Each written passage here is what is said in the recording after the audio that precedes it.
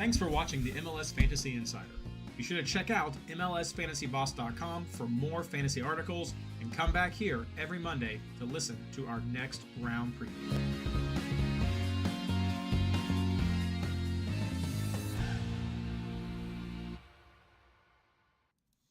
Hello, fantasy fans and fanatics and everyone who's joining us. We are here. Hello, Gene. I see you. So just we can get this. Recording in progress. There we go. Sorry for the little late start. I've got a dog and she's currently sleeping. A new puppy. Check out the post. A new baby. Check out the post over at Twitter. Her name is Bailey, honoring the team. So that's out there. And she had to go to the bathroom, and I didn't realize that. She realized that, and I did not pick up on the tell she was giving me. So I had to do a quick little bit of cleanup before the show started. A bit more formal tonight, too, with the polo instead of the jersey. But social is already out on Twitter and Blue Sky. Let me get that over to Discord right now for everyone there doing my classic double ping. Where is that? Ping. That's right. I wanted to say thwip because my son's super into Spider-Man or Spidey and his amazing friends now, and so he's always going around going thwip. That was basically vacation, him thwipping people. I bet. Oh yeah, it was fun. It was super fun. Round 21. Any brought to you by you guys want to use? I think that are brought to you by there. I'll see what Brandon does, and then. Yeah, I've got. I just thought of something. That's perfect. So I was going to do a thing. Yeah. Not now. There we go. Hit the right button there. Let me put the @ right there and hits all the people. And send now. Okay, there we go. We've got the social out on Discord, social out on Twitter, social out on Blue Sky. Hello, everyone. Thank you for joining us. If this is the first time you are joining us for one of our streams, welcome. We come to you live pretty much every Monday here on YouTube. Last week, a slight difference because I was on vacation, just got back. And so Ashley held the fort, had Meg come on for, I guess, her third time this year. It was fantastic that she did that. But due to the tech differences with me traveling, she and Meg recorded that episode, and we had that just come up. I did load that onto YouTube, so you guys may have seen that there, or the podcast. So that's usually what happens with Mondays. But super excited to be back. Super excited to have Brandon here with us. And so since we were a little bit late, we'll go ahead and just jump right into the show. Hello and welcome to the MLS Fantasy Insider, our preview of Double Game Week, Round 21 of the 2025 MLS Fantasy season. This episode is brought to you by big hats off to Ashley for taking the show last week and running so well. And actually, yes, brought to you by the amazing. Well, so I normally say no, but it's and. I know. I like that. Yeah. And brought to you by the amazing MLS Fantasy Insider Patreon subscribers and supporters. It's because of you that we are able to keep this project going. Head over to patreon.com/MLSFI right now and see more about that project. A special update. I just got in a whole bunch, thanks to Prime Day. I got in a whole bunch of new mailers and things like that, so I can start sending out some swag. So it is coming. I'm your host, Reid Conley from MLSFantasyBoss.com, and tonight I'm joined by my partner in fantasy, Ashley Savage. We'd also like to welcome our special guest tonight, Brandon Q, contributor for the Canucks Abroad, and he made this edit, ex-member of Team Ranchinator for MLSFantasyBoss.com in spirit. He is still there in spirit. How you all doing tonight? Doing all right. Yeah, doing well. Thanks for having me on, guys. Yeah, super. I missed you, Reid. Well, thank you. You all did a fantastic job. I edited the podcast, listened to what I could, and it was excellent. So, in very good hands. I hope it was fun. Yeah, it was. You guys did a great job.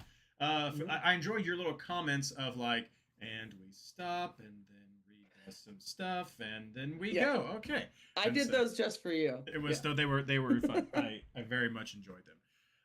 Yeah, so if you all didn't see that last week, I mean, you could go and check it out. I'm not going to stop you all from going and listening to the previous rounds episodes if you want, but you don't have to. But it was great. Ashley and Meg did a great job, and so can't do my hats off enough for them for taking over while I was out on vacation. So unfortunately, I should have had that idea when I was out at my conference earlier in the year. We could have just kept on rolling, but nope, did not. Yeah. Did not think of that.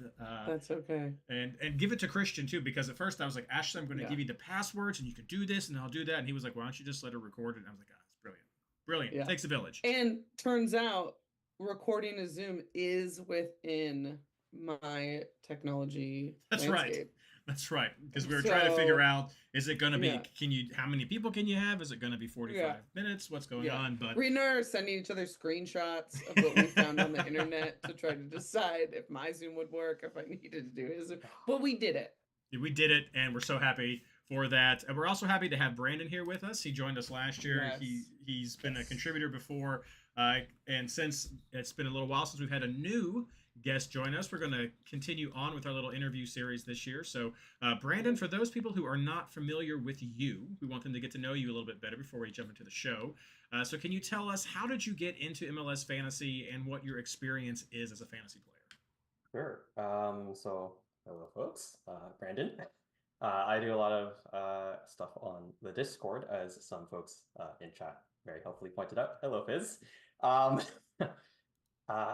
What got me into MLS fantasy? Let's just rip the band-aid off and say that I'm a very data guy, or data analytics guy. So combining that love of data and sports, fantasy was a great sort of avenue for that. And given that the Canadian Premier League fantasy game, given Canadian, sadly went kaput a few years ago, figured jumping over to MLS fantasy was a great next step, and since then just kind of fell down the rabbit hole and have been here ever since. And I mean that in a good way. Experience playing the FMLS game, I would say, is maybe more of a hobby than some folks I think who have been on the show before, in the sense that I play it for the fun.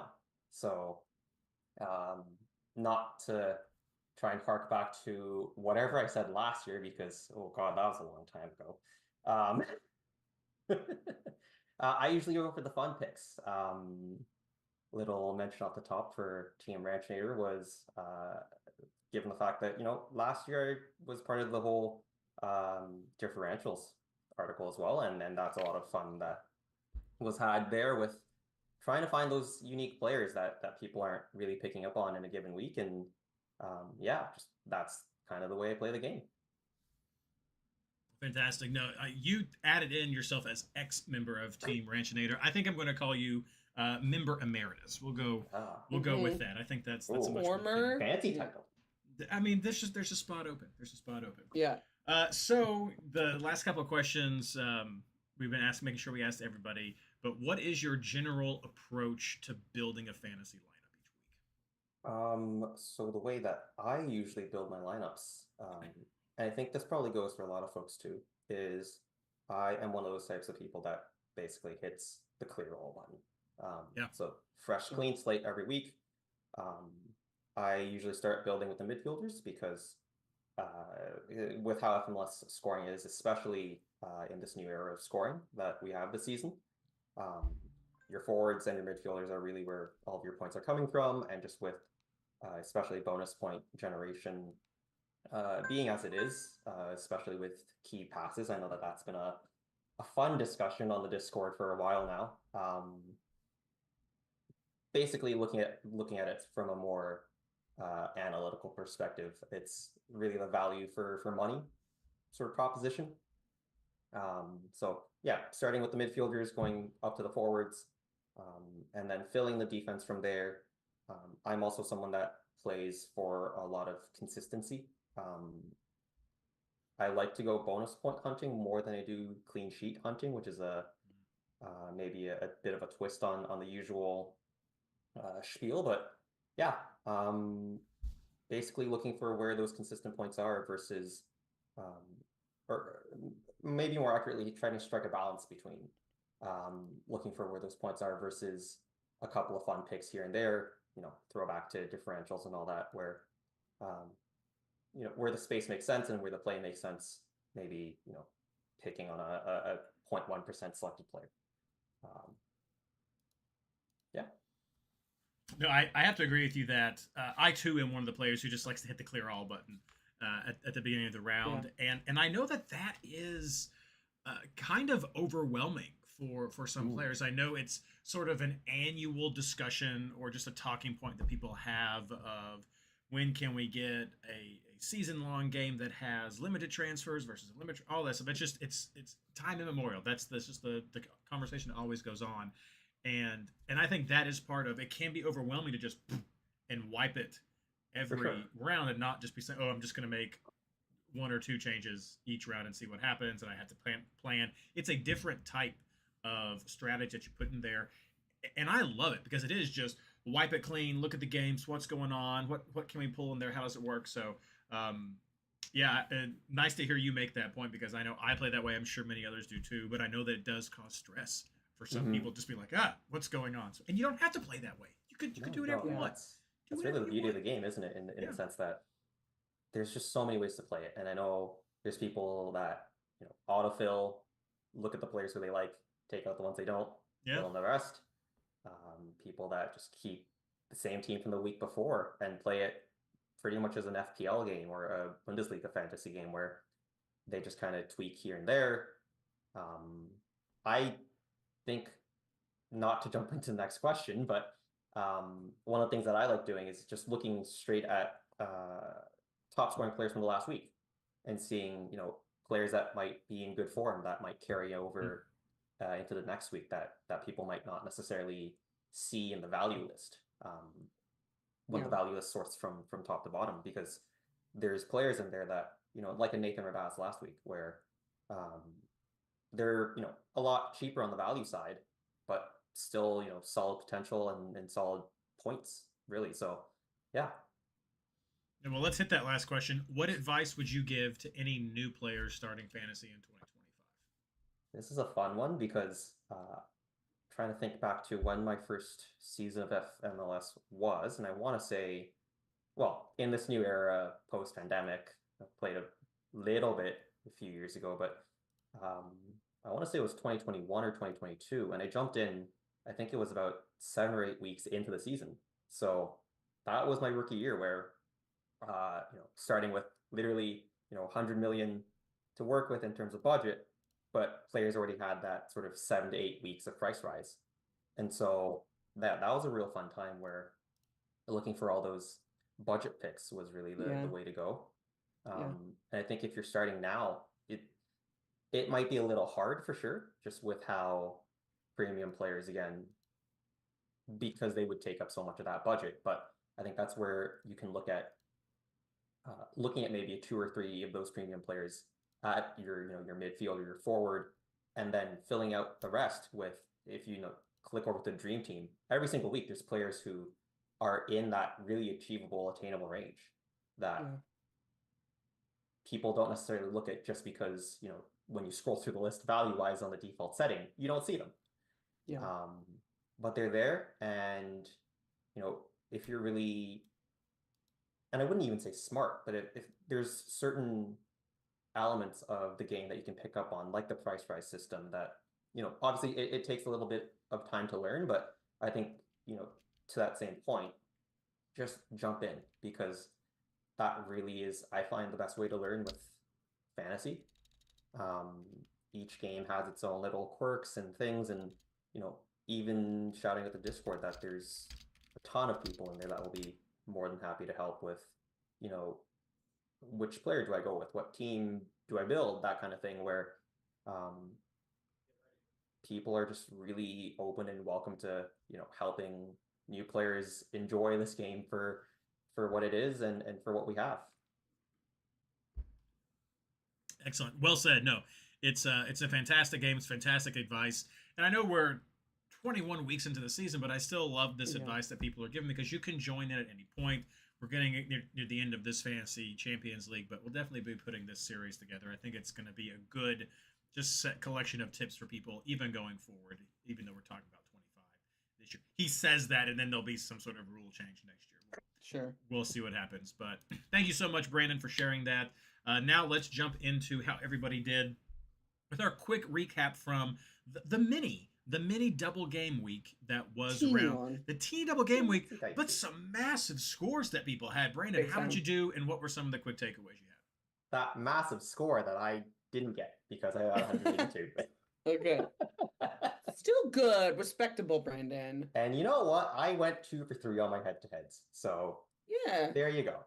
Sometimes even a low score will get you across the door. But yeah, a couple of disappointing things that happened throughout the week. Again, not necessarily for my team selection personally, but Toronto losing that late clean sheet was a bit of a hit for me in our wonderful draft league. Yeah, just some fun takeaways and surprises that I don't know if we want to get into now or if we'll come back to later, but yeah, just a bit of a weird week for sure, in the sense that that mini does throw off some of your selections. Ashley, what about you? Yeah, I had the best round I've had this season, which felt nice. I attribute that to Meg, which is not an insult to Reid, but just a positivity to Meg, throwing some of her good luck my way last week. I was round rank 18, and I had 198 points. I had 200 before point corrections, and so I liked that round number. Because 200, like Reid said, there was a lot of points to have this round, but 200 on a mini double game week feels great, right? Obviously most of that goes to the GOAT, but generally, one of the things, which is one of my kind of highlights of the round, one of the things that paid off for me was, I've talked ad nauseum about how I'm not where I like to be or normally are in overall ranking. And so I had Suarez as 6 on my bench, and then I had Hartel left, and I had to decide what to do. And to be fair, normally I'll take a 6, but because I'm so low in ranking and it's so out of my norm, I thought, what do I need to say? I need some, let's just roll that dice. And man, did that pay off with his 17-point production. That was pretty great to have. And then, everything else I did last week was pretty chalk. I captained Messi. I had, all those things. So pretty basic, but I do feel like having Hartel was good. I was very also surprised that New England got a shutout. Look at them going to Austin, getting that clean sheet on the road. I think that was a pleasant surprise for a lot of us.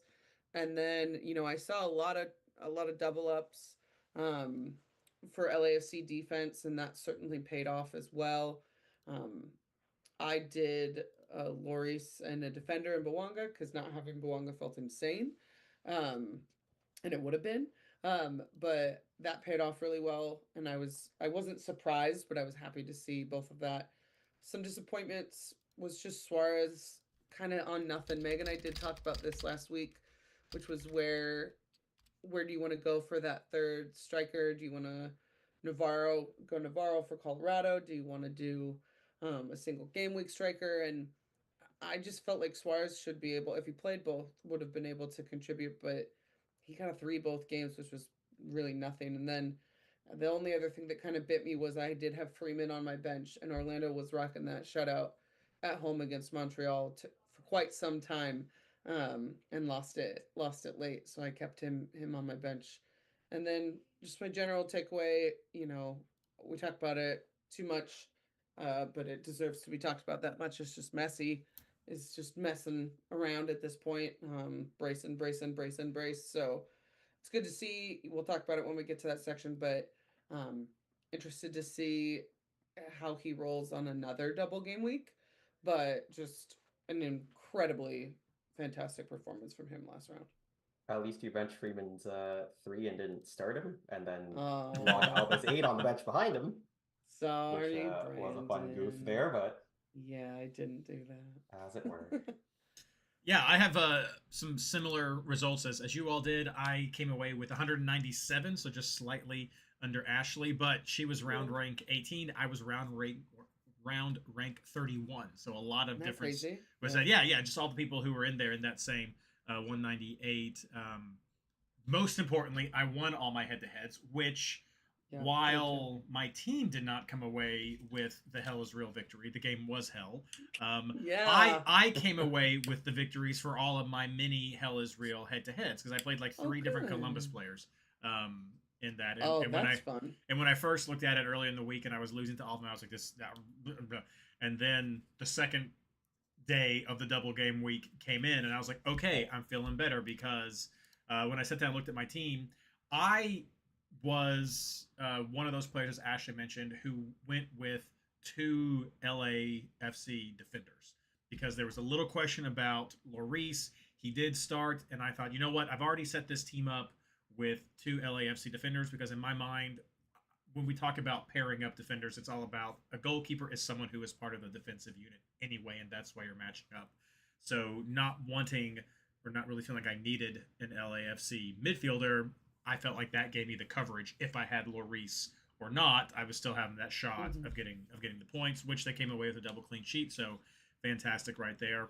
And I know there was some conversations last week about who would be the best Aru. I went with New England for that shot, Hmm. expecting them to not get the points in that first game. And as we've tried to point out in the last few episodes, I thought their away match against Austin was actually not too Yeah. bad for Yeah. that matchup. And Yeah. so I was like, you know what? I'll roll the dice on that, see what happens in the first game. And then maybe I can get lucky on that second one, and we'll just go from there. And I got lucky, so I got those points. Um, and I also had Brandon By on the bench. I looked at the lineup. I was like, okay, I'm going to roll with you. So I got those 8 points there. I had one auto roo set up with my defender. So I did not get Alba's 8. I got Brandon By's 8. And I was really on the fence about Alba because he's just burnt me so Hmm. much. But it was a double Hmm. game. And so I felt like I had to do it. And then I also had Busquets on the bench, which gave me a thinker that I actually messaged Ashley about midweek. And I was like, Busquets is on my bench with a 7. Do I drop Evander or Ojeda? Because they have not played. And frankly, I'm happy to get a 7. He ended up getting a 10, which was both more points than either Evander or Ojeda, so it didn't matter who I would have dropped. But that was, I was like, okay. So I was really happy with my bench that came on. Otherwise, pretty chalky with that. Had Jordy, had Heel, went with the chalk triple up of Leo, Bawanga, and Navarro there. So worked out pretty well. Got a lot of the good points there. Went up about 100 rankings. Not where I want to be overall, but that was nice to Yeah. kind of have a little bounce back there.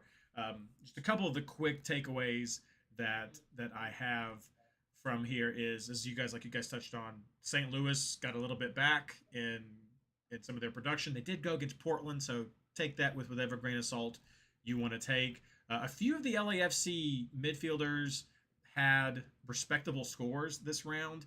Don't read too much into that because they did get a double and not a lot of Hmm. teams had doubles. I still don't think LAFC midfielders are really worth going for. Talk about that debut for Del Rosat though. Got That a goal and Hmm. yeah, but debut. I mean, you're the data guy. Are you basing too much off of the debut game? I am on record many episodes being like I like to see a little bit more than oh than no, for something. sure, So but it's a good start. it's one to take note of. It's possible. Absolutely right there. Otherwise, not surprised about the Philly result. I know that was another team people were looking at for defenders from.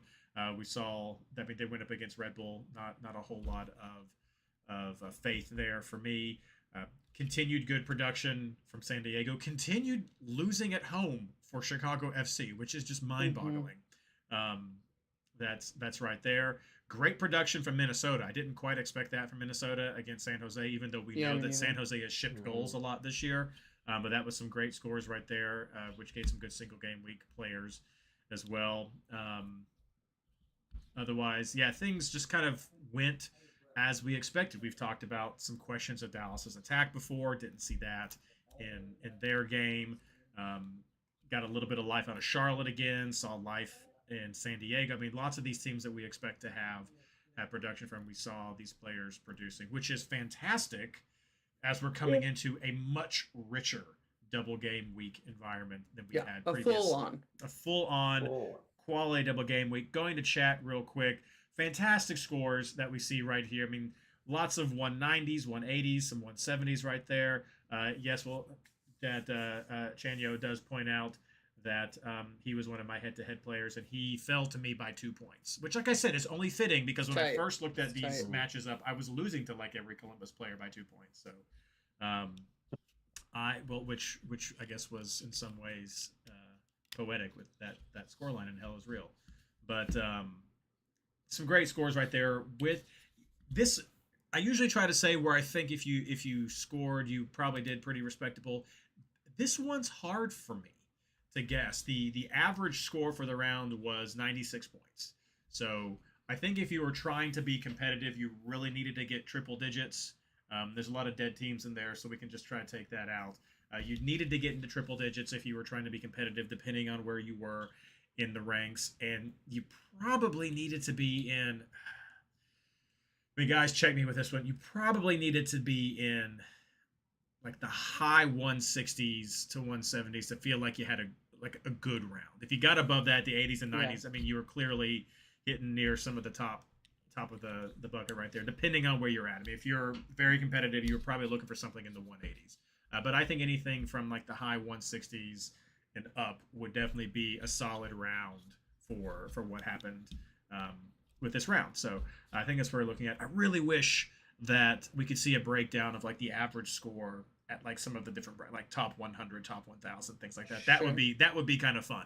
To top 10. That would be kind of fun to see some of that breakdown. But fantastic scores. I hope you all who did listen to Ashley and Meg last week got some great advice. It was great advice. Helped me when I was building my team on the fly, in between hitting up the pool and things like that. So it was good times. It was good times. But as I said, this week we have a much richer, fuller, quality double game week coming up, and we're going to preview that for you all and talk about our picks coming up right after this.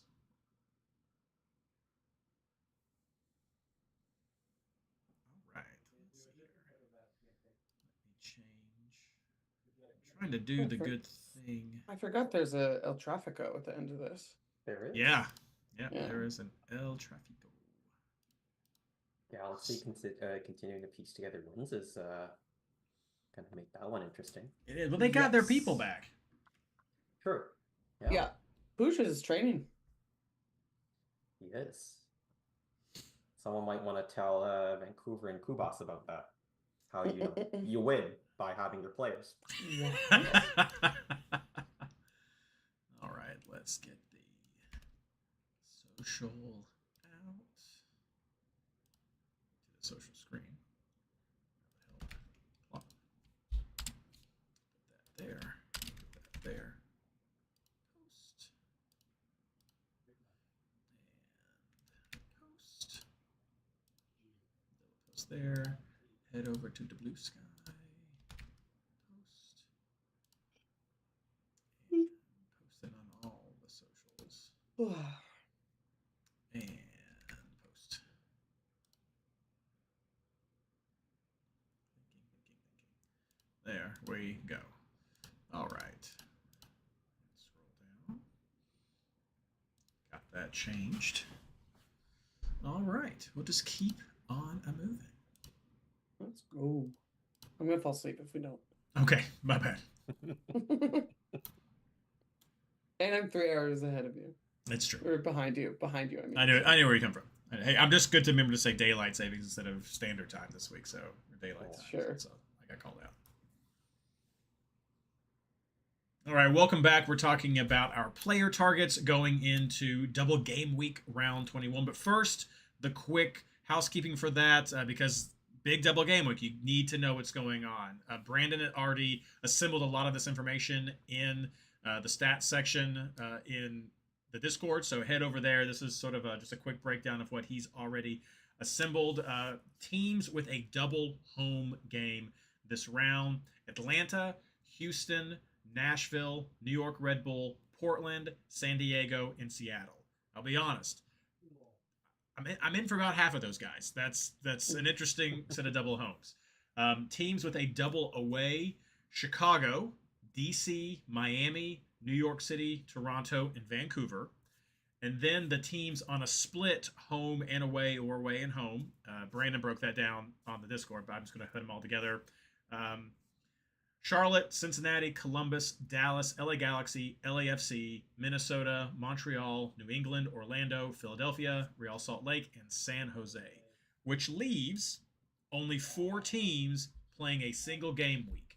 2 teams play on Wednesday, and that is Austin and Columbus as Colorado. Oh, Austin and Colorado as single game week teams. And then 2 teams play on Saturday, which is Sporting Kansas City and St. Louis as your single game week team. So yes, the first round starts Wednesday, July 17th at 7:30 p.m.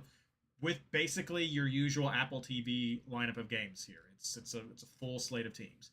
And then you go all the way and wait until Saturday, July 19th. And again, it's pretty much just your typical Apple TV lineup with time starting at 7:30 going through right there. So big gap in between. You got a lot of teams. Look at those lineups and see what you want to do for this plan because everyone's in play. There are no teams on a bye, but you do have some single game week teams that are going to give you some of those players you can use for scrubs. So check that out to find out who's there because we've updated our safe scrubs list.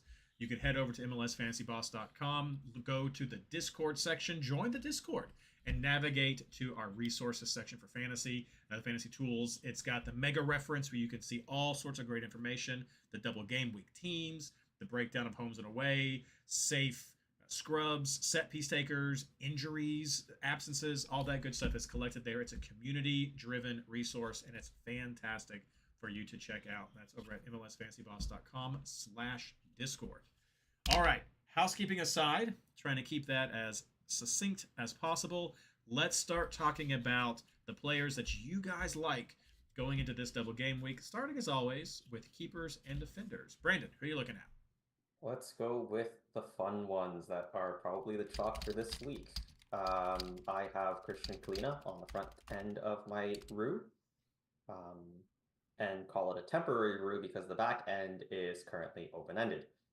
I currently have Seattle's Andrew Thomas in there, with Stephen Fry still in concussion protocol, if I'm not mistaken, and I know Ashley will correct me if I am wrong on that one. No, he is. You're right. And the other option I am mulling over, depending on how it plays out with the forwards, is San Diego. And the reason I say San Diego is because Cedar dos Santos was questionable last week with a nose injury, which meant Pablo Cisniega started. So, again, Cisniega, dos Santos, Thomas Fry, kind of tomato-tomato in the sense that they're both teams on a double home. And so, just slightly higher odds in the grand scheme of things that at least one of those games will end in a clean sheet. So goes his home advantage in MLS. And then defenders wise, pretty chalk as well in the sense of I've got Wagner and Nahar from Nashville and McVeigh from San Diego.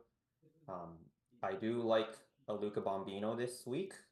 He's had some decent attacking returns in the sense of assists and key passes from mostly a left back position for San Diego and just on that double home against Toronto and a Vancouver who, again, have been struggling to get through this mountain of games that they're playing, especially with having had, I think it was 11 players out on international duty during the break. I think they called up 4 players from MLS Next Pro at one point, which is just absurd. So yeah, just taking sort of full advantage of those matchups. But otherwise, mostly your normal fare for me in terms of fullbacks who will likely get attacking returns, especially in a home game, or just center backs with solid minutes and standard passing bonus. Hopefully get a 4 points here versus a 2 points here. In the grand scheme of things, they all do add up, but individually not that much of a difference. Kind of really just a toss up of who you end up with. Sorry, I had the message, Lady Boss. Yes, related to the previous dog era that we had. No, that was great, and I think that's really good. Yeah, about that's we're figuring the Bailey. Do we need a? I know I like Bailey. That's great information about Dos Santos and go for it. Stephen Fry. Sorry, yes, about Dos Santos and Stephen Fry, because those are definitely two to keep an eye on, and I think some people may have been confused if you're more casual player about that. So, Ashley, who are you keeping an eye on? Yeah, I am also thinking of Kalina to Dos Santos or Thomas. I feel pretty confident Steph Fry won't be back in this window. As someone who watched it, I know they've been pretty like low key about it, but I anticipate he's not going to come back this week just from seeing it. The defenders that I'm looking at are, even though the matchups are different, I'm considering Kai Wagner. I'm wondering if that's a little bit of a trap because he's just a offensive contributor, but I'm leaning that way. I like Andy Nahar from Nashville. I leaned McVeigh with San Diego for no real reason. And then I'm also considering Malanda from Charlotte. But I will say I just listed 4 defenders, and as we've talked about in the past, I will definitely do on a double game week of this size. I will definitely do a 2 scrub backline, which means that I'll only start 3 actual defenders, and then I'll have 2 scrubs in there. So I'm not sure what 3 I'll end up with, but those are the 4 that I've been considering the most. Nice easy week for scrubs too, with SKC and St. Louis on the back end. Yep. Yeah, I definitely agree that I think having Kalina is going to be pretty chalky, but it works. I mean, like I said last week, Charlotte had a good result. They got the clean sheet against New York City. We've not seen them as consistent with defense as they have been the past couple of years. But this week, it's like they're going up against the co-captains of Team Struggle Bus with their opponents. So they're hosting DC at home, who has not been able to produce very well, and then they're traveling to Atlanta, which it's probably a toss-up between Atlanta or Montreal of who you'd rather travel to most for having probably equal shots at a good away result. Atlanta may be the better one because it's probably warmer, so that's just and closer for Charlotte, so that's not too much travel for them. So I definitely agree. I like that there. You've nailed the keepers that I'm also looking at. Looking at chat real quick, I saw that we had a shout out for Galese and Crepeau, and Galese didn't start on the weekend, and that may have been because he was on his way back, but that makes me worried. So that's a worry. Don't forget that the Orlando New York City game is a bit of a rivalry match right there, so I'm not sure about those chances there. And then for the second one, it's to New England. So I get it. Sure. New York struggled some.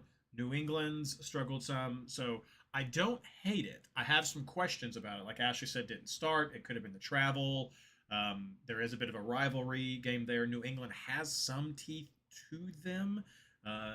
Orlando's not been super consistent with, I think Freeman's the good shout. Like, if you want Orlando coverage, go with Freeman. I think that's an easier one. You have more flex. Like I said before, you could double up on defenders and not worry about getting into the defensive unit.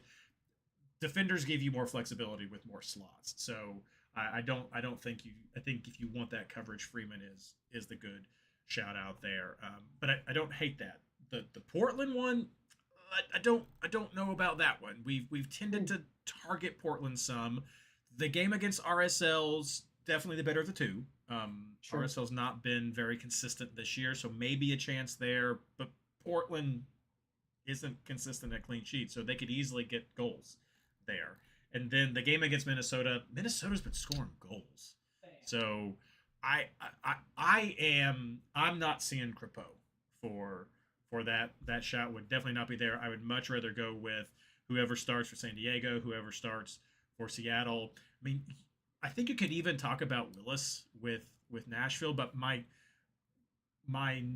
con with going with Willis is who you're going to drop for that. I think you get adequate coverage if you want to go with a defender, especially if Zimmerman's going to be back for 2 games. I think you get adequate coverage for Nashville with that. Do you want to drop a midfield slot for Willis? Do you want to drop a forward slot for Willis? Maybe, depending on who you're looking at for there. We can talk more about that in the next segment. But I think those are great. I don't have anybody else to add as far as defenders go. I think those same teams. Good point from BNR that Galicia was suspended for the red. That's what I was. Yes. Good. Thank you.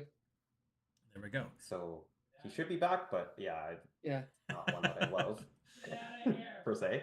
Like I said, I still think Freeman's fine for that there. Sure. Otherwise, there's a lot of consistency issues. I think the people that we mentioned is good, and I like Brandon's note in the rundown here that if you don't like these guys, looking for some others. If you expect production from a team, look at the fullbacks. If you expect, if you don't expect that much production, look at those center backs who are getting bonus points, which are pretty much based on passing now with the evolution of the game and where it's gone. So, good advice right there. Let's see here. Yeah, that's it. So let's move on to talking about midfielders. Brandon, what you got? More chalk. That is to deliver. This week I think for me just really very easily filled out with a lot of double home midfielders. So that's for me Mukhtar, Rusnak, Dreyer, and not one of the home and away guys, but Pep Biel is my 4th pick for starting, running a 5-4-1.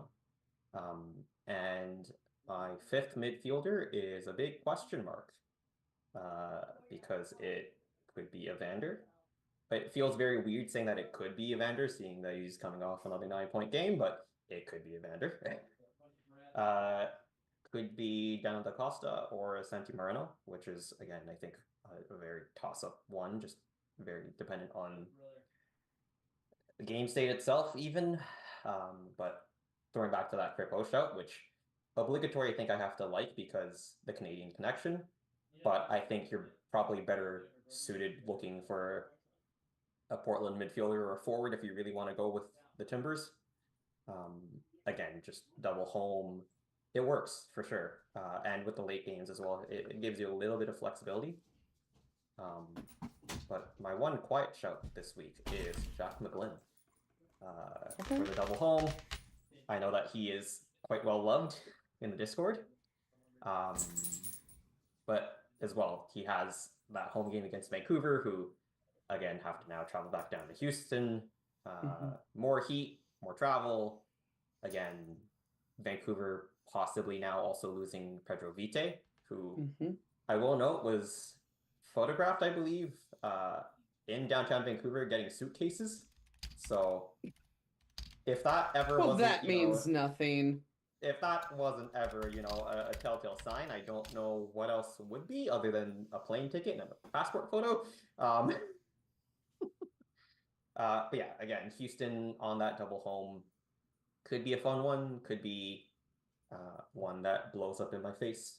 We'll see on Sunday. Sorry, had a quick puppy break right there. Ashley, who are you looking at? This guy. A lot of what Brandon said, and I apologize for not differentiating. Maybe I'll try to just explain my thought process behind these. Pep Biel has been incredibly consistent lately, and so even though he is not a double home, I love his home matchup, and I definitely don't hate his away matchup in Atlanta. So, he of the splits is the one that stands out the most to me. I will say, with my formation, he's on my bench, and then Anders Dreyer, I think, is probably the most informed player in this league whose last name's not Messi. I think that his double home is incredibly enticing. I think his matchups are incredibly enticing, and he is just, 2 Canadian teams, big travel, lots of holes, lots of players, leaving and buying suitcases this summer window. So I think that that those are great matchups for him. Honey Mukhtar, with it's honestly more just the double home there, and then I'm looking at Rusnak. I feel the least great about him, but I really like those matchups for Seattle and double home, double home. So, and then the last MIDI that I have right now, I am also considering Evander, and I don't think that's a poor shout at all. But right now, I have Ojeda. He's just someone that I've liked a little bit more. I think that going to New England is a decent away, and they're at home. And NYCFC has not been the most stout defense. I know they'll have Matty Ice back, who's coming off such a great Gold Cup performance, but I'm leaning Ojeda over Evander for that fifth spot. And then I'm also not totally off Carlos Heel, which I think might be a less favorable choice than some of the other midfielders, but he's also a split home and away, and he's been in great form. So, yeah, I'm not sure who that fifth spot will be, but those are the players that I'm looking at. Yeah, you guys have covered a lot of who the chalk teams or a lot of the go-to players are there. I mean, so I want to take a quick just jump back to who we were talking about as our double away teams, because something that we've tried to emphasize over the last couple episodes are there attractive away players. Christian made that good point of that we have been seeing production from away teams. MLS is traditionally that home bias, but we've been seeing good results this week. And so, as we've already called out, of course, I think Chicago is number one on that list. So looking at Zinc makes sense with how they've just been consistent on the road. Unfortunately for them, and again, they're going up against Atlanta in the first game, one of the co-captains of Team Struggle Bus, and then they're going up against Montreal, who, if you had triple captains of Team Struggle Bus, they're right there as well. So they've got an easy game, just like copy and paste what I said about Charlotte, except 2 away games for Chicago. I think it works right there. That's definitely one that I think makes sense. DC does not make sense, so that's, I think we just avoid that. They're not great there. Miami makes sense as far as a team that you're going to want to target on the road. I don't frequently look at like Busquets for a spot with my midfield. I mean, I did it this last round because of them being on a double. I'm not sure if I'm going to do that play again. You could if you want to. He's been playing the doubles. I mean, that's always some of the question with these older Miami players is who's going to be there, or just some of the Miami players in general who's going to be playing. He tends to be consistent there, so that's a name we could maybe put on the list there of a road team. I would think maybe that's going for that fifth spot as well, like you guys were already talking about there. New York City, I've not really seen the consistency. Toronto, they got rid of the only option that I would be looking at for that already, so nothing there. And then Vancouver and Brandon, I mean, I'd be open to looking at some Vancouver players just based on the success that's been happening early on. I think it's still battling for that fifth spot. If I had to go, Houston's not a pushover for a team, and then they go to San Diego, which we've been looking at them for potential clean sheet options here. So not the easiest, but there definitely have been some players who have stood out, and so not awful, but I think it'd be really battling for that spot. Otherwise, yeah, Mukhtar, Rusnak, Dreyer, Beal. I mean, I think those are all great options there. Ojeda. One name that I'll throw on there, Sullivan. He was gone. He's back. Got the assist. He got an assist last week. He was struggling before he left, so not sure. Feels more of a long shot with some of the other names that you mentioned there. But if you're going through your thought process and you're looking at that, I could see how that might be a name that you're looking at, especially if you're looking for differentials. Maybe that's someone that we inadvertently tipped for Team Ranchinator for this round. But definitely have some options there at midfield. And I think we'll see a lot of great production there, and this could be a difference maker for. I'll tip another differential out there in the sense of slightly more expensive than a Busquets, but makes a little maybe better use of the double home. San Diego's Yepet Tverskov. He's Yeah. had a really solid floor recently. I think he picked up I think it's two passing bonus points and a key pass point last week, and then I think he's got a couple of assists over the last few games for them in MLS. And he seems to be that kind of, deep lying playmaker who counts up a lot of passes, will chip in here and there. Dare I say, a younger Busquets in a way. Bold. He is a little more expensive, and yeah, it's very bold to say it, but plays a very, I think, similar role. And again, just with, I hate to say it, but with Toronto and Vancouver being, their form being as it is right now, Sure. it's hard not to pick on them. Yeah. So throw that one out there. And I will say that whenever you're setting this stuff up with your lineup, pay attention to the way that these teams are starting with this Wednesday game, because if you're looking at someone like a Zinc from Chicago, or if you're looking for someone like a Sullivan for Philadelphia, put those guys on your bench, because you're going to be able to preview those points before you go out there. You could get the best of both worlds if you also wanted to look at a San Diego option there with your midfield, but you're going to have to put those guys in your field to see how they play. Alternatively, that's where you can let it play if you have the money to do that, which a lot of us do at this point. Is have it both ways. Put that San Diego player there. Put a San Jose player. Then whatever you want to do. Put an LA player there. These guys are all playing at 10:30 and might have some good productions, but those 7:30 players need to be on your bench, unless you just love them and you just want them to be there. Then have them start right there. But don't get messed up by having these guys on your field and not look at how that is set up, because it's super important with a double game, because you don't just have a scrub that you can just put in there and not worry about it. And with the lineups the way they are, you may want to try to maximize those 5 attacking spots if you have the option. Okay, go to chat real quick.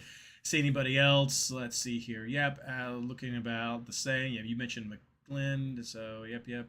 So yeah, everything is covered right there. Let's move on to forwards. Brandon. We are starting with Messi. Don't think I have to explain that one too much. He stung me last week because I tried to be fun and put my captain's armband on Bouanga, who is on my bench. It wasn't that much different, though. No, it wasn't that much different, but it still hurt a little bit. The 6-point difference or whatever it ended up being. Arguably trying to get a little too cute. Anyways. Third pick on my bench. Again, running a 5-4-1, so Blanca's on my bench. Depending on what happens with that early Cincinnati-Miami game. Again, just protecting for that off chance that Messi doesn't start, which has stung us before. Otherwise, Blanc on the bench, and Sam Surge is my third. Going back to what we said at the very top with keepers and midfielders, keepers and defenders, I have a Seattle option in the back pocket, whether that's a Jesus Ferreira or a Jomo for Morse. Again, just depending on who goes and who doesn't. Whether, again, Leo, if Messi doesn't start, maybe you look at a Ferreira, maybe you look at a Morris. I've also got Chucky Lozano as an option, although with him still coming off an injury and only playing an hour last week, maybe you have some minutes considerations there, in the sense of he might not play your full 180, maybe he only does 120 or less than. And I think that gets into the territory of, is 120 minutes from Lozano more than what you might get from a 150, a 160 from someone else like a Morris or Ferreira. And then just to rattle 2 more off, I do have McGlynn, and so I have considered Ponce as well from Houston. I don't personally love the pick, because as much as Vancouver have been leaking the goals recently, I wouldn't be as strong to say that Philly game on the back end is really that beneficial for Ponce's case, which then I think led me to look at someone like Antonio Lewis-Shea for Minnesota, who had a great game last time out, a goal and 2 assists, which I was very happy about. But again, I think that one leads into, how much do you value that game at home against LAFC, who are no slouches defensively, and how you think the Loons will do on the road in Portland. And fun little setup there with Kripo in goal. How does Tani do against his national team teammate? You never know. Sometimes the goalie has the upside, sometimes the forward has the upside. And so, yeah, a couple of things on the go in terms of that, which then again plays into what happens with the back end. Whether, if I go with the Cisniega, that opens up a Seattle spot on the front end for Morris, or vice versa. If we go DeSantos or Cisniega on the back end for San Diego, or sorry, other way around. You go Thomas on the back end, then you get a free spot for someone like a Lozano up top if he starts. Ashley. Yeah, I am keeping it pretty simple this week. I depending on Wednesday lineups, I'm just going Messi and Surge and Bawanga. I think that there are other options. If I am being completely honest, if I thought Jordan Morris would go both, which he won't, I might pick him up. I like the matchups. He scored in his first start over the weekend. Since he's been back, he loves to score at home. I think that's dumb. That's just something I'm considering. So that's not advice, it's just information. But I do think that there's, definitely some good choices in Chucky. Yeah, I'm not a big Jesus Ferreira fantasy fan. That's not to say I'm not a Jesus Ferreira fan, but he isn't producing for Seattle because they don't play him in a consistent position the way that he would for FC Dallas. And so he has scored close and recently and had an assist in there too, but I don't personally believe that to be consistent. So if I were to look at Seattle, it would be Jordan Morris because I'm a homer. But I would think, a Chucky or someone like that. I will say though, the last big double game week, Chucky didn't do both. No. And so that's a concern if that's where you're looking. But like I said, to jump off, for me, it's just Messi, Surge, Bawanga, leave it. I think there's maybe a worthwhile conversation too about whether, again, with the double game week, and it is, right after the international break, but we've seen some interesting rotations happen already, especially in the middle game of a double game week that throws things off. Yeah. I think we even saw San Diego rotate on the Saturday game, which definitely threw a lot of things off, I think, for some folks that week. So if there ever was a week to pay attention to lineups as well, I think this week is definitely one of those, because you might see some unfamiliar names, whether that's at the back, where a more well-known forward might profit a bit more off of that, versus you might also see an unfamiliar forward, and sometimes they pop up here and there with goals. Thinking to a Seattle situation with like a Paul Rothrock or a Kalani Castorienzi even. They've seen some production from maybe some of the depth guys on their roster that will start on Wednesday but won't necessarily start that Saturday, or vice versa. Yeah, so no notes. I mean, I think you guys have covered. I mean, I guess some of the only other couple players I could add that you guys have not mentioned, or if you did, I didn't catch it. Kuipers, Chicago on the road, he's been a beast, but I think he's battling for that third spot, which seems like it's going to be a Bawanga or Kuipers option here. I think, as was pointed out in chat, mean, there is that real risk of will Boanga go the full 180 with that. So I mean, that's another option right there. So could swap right in.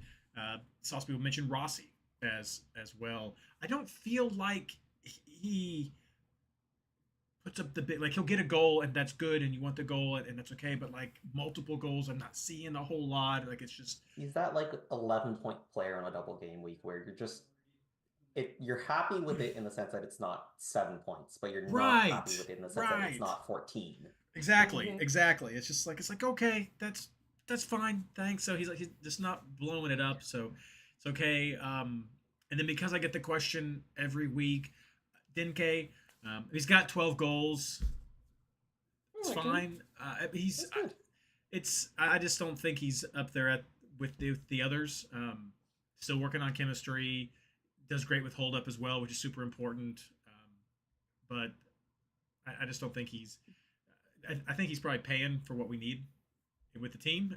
Would probably like more, but like I said, he's got 12 goals. Vander's got 12 goals, so it's kind of hard to really complain with that. But for a double game week, I think much less likely to, again, like we were saying with Rossi, to have the big explosion going up against Miami in the first game and then traveling to RSL for the second game. Will be some options. People will definitely be pissed after Hell is Real. But I don't think I'd be banking money on it. Again, I get it every week, so I'm just answering the question, now. So it's out there. Otherwise, yeah, I think you guys have nailed it. I'm looking at the chalk myself right now. Surge, Messi, Bawanga. I just like the games that all those players have. And then if Bawanga, I'm not decided what I'm going to do if Bawanga does not start. To that point of what if he doesn't start against Minnesota? What am I going to do? I have not decided that. I'll still have a couple of days to think about what I will do, because El Trafico is nuts, and that could be worth, if he comes on and gets a 30 minutes for the Minnesota game. I mean, that might be worth it. We'll see, but I'll be thinking that over myself. I know other people are planning to just do a switch if he doesn't really go for that 180 for people. Okay, let's wrap everything up. And who is your captain? And if not Messi, why? Brandon. So I said I went Wanga last week and regretted it. And I'm going to be making that same mistake again this week, because I put down Messi, literally in the notes. I have Messi, ... or Dryer, 3 question marks. It's true, he does. And it's because it's just so hard to look past Dryer's production up to this point. It's been so ever consistent.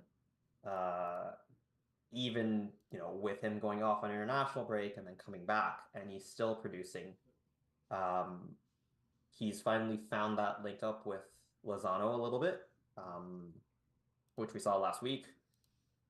And it doesn't seem to matter who is in that striker role, whether it's, Valakari, whether it's Angel, Oloski, although he probably won't be seeing the pitch much more unless they extend his loan. I know that Chandio Josh has mentioned it in the chat already, that Mikey Varys has basically said that they won't be playing Oloski unless, somehow magically all of their strikers pick up an injury in the next 3 days, just because his loan is up at the end of July, and they haven't extended it, and they don't have a purchase option on it either.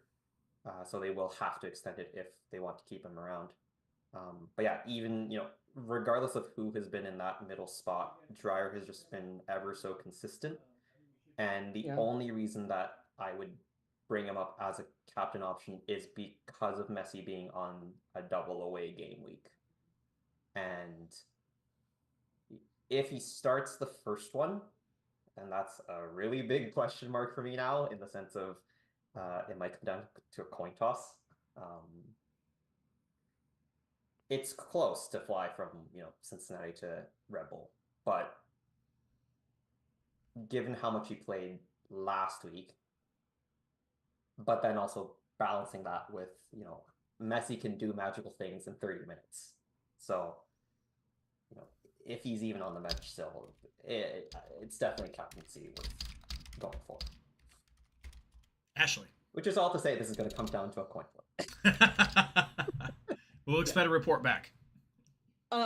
Depending on lineups, I'm messy. I mean, we talked about this earlier in the show, but he played a double game week this last week, so going this weekend would be 4 full 90s in 14 days. So if he's gonna do it, I'm gonna do it. If he's not gonna do it, then I agree with the Dryer shout. Um, I think you could talk me into Surridge, but I would prefer Dryer with where his points have been coming and the bonus points and the home matchups. It's too hard not to. But if for me, if not Messi, it's Dryer. Uh, yeah, I definitely see that with just production. Messi for me is the pick there. If he doesn't start the first game, I don't know. I think that's really the only reason you wouldn't have him. I think Yeah. you would still have him in your team, even if he does or doesn't start. I don't think this is a switch to Suarez kind of scenario right there. It is very difficult to go against Dryer's form. 6 weeks of getting a goal or an assist. And you can keep going further back from there if you want to include just little one-offs of not getting anything. Which even one of those one-offs, he got a clean sheet and still got 5 points. So the production is just there so much. Toronto and Vancouver better matches for them, as we've already talked about as well with that. Surge is okay as another backup. I get why you'd want to do that. He has had a couple of blanks in a row where he's not gotten any goals, and so he had that huge run of form going through there.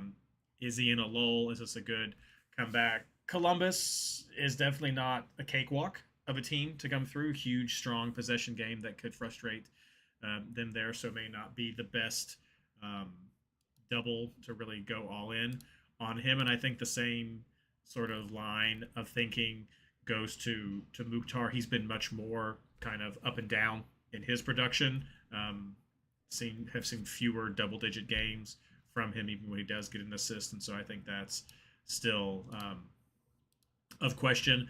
And one that could be a bit of a wild card on some form right now, and we've talked about him, is Biel going right there. DC, Atlanta could be an alternate for a captain if you're going to go with that. So not the same form as Dryer by far, but he's had some of that up and down again, like Mukhtar has, but he's in a bit more of a current up, and I like the matchups better than what Nashville's going against. So I think for me it would be like a Messi, Dryer, Biel kind of a round of looking at three captain options.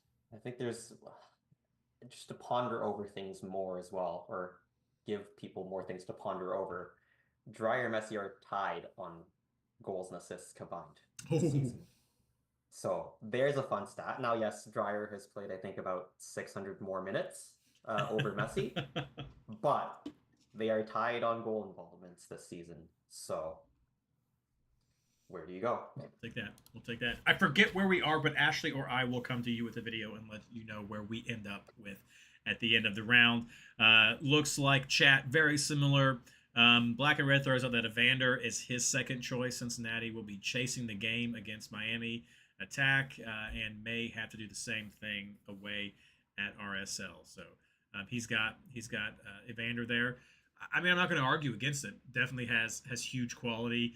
Gets frustrated easy, and definitely saw that play into that game against Columbus, where so much was there to be frustrated about. But yeah, so yeah, that's another one that we could definitely put back up there. But otherwise, I think those would be four people that I'd be comfortable looking at for well, one, you go to captain, and three comfortable backup captain options that you could have right there. All right, well, thank you everyone for joining us tonight. It's been so great to have everyone here. Some great conversation. I hope you enjoyed it. Quick little cameo from Bailey as well. Let's close out everything with our plugs. Brandon. I'll plug the Discord. since I hang out there oh so often. But yeah, come join the party. It's a lot of fun. People to help with everything under the sun and all the stats and data that you could ever want for your FMLS prep. That is a hard thing to say. 5 times fast. Ashley. Yeah, I'll plug the Discord as well. You know, it's the Discord community that allows Reid and I to have a show when Reid's not here, because without Meg, and people like Brandon coming on, you know, it's just Reid and I, you know, talking back and forth, and no one yelling because we're too nice to each other. I think we should start arguing more. But it's just so nice to have that community to pull from for the podcast and to talk about picks coming into each round. Yep, and I will, of course, echo that, but please also check out MLSFantasyBoss.com. We've had an absolute fantastic lineup of articles this year, and we're keeping it going. Double game weeks get a little hard, as we saw last week, couldn't get quite everything out, and the schedule gets a little bit more hectic as we're trying to get things just posted as quickly as possible. But keep checking that out. We're doing the best that we can, and it's been fantastic. So can't thank all of the contributors that we've had enough for the work that they've done so far this year. It's been fantastic. So check out MLSFantasyBoss.com. Check out the Discord and just have fun with this crazy beautiful game that we have. So as always, good luck. Recording stopped. Well said at the end there. Oh, thank you. Thank you.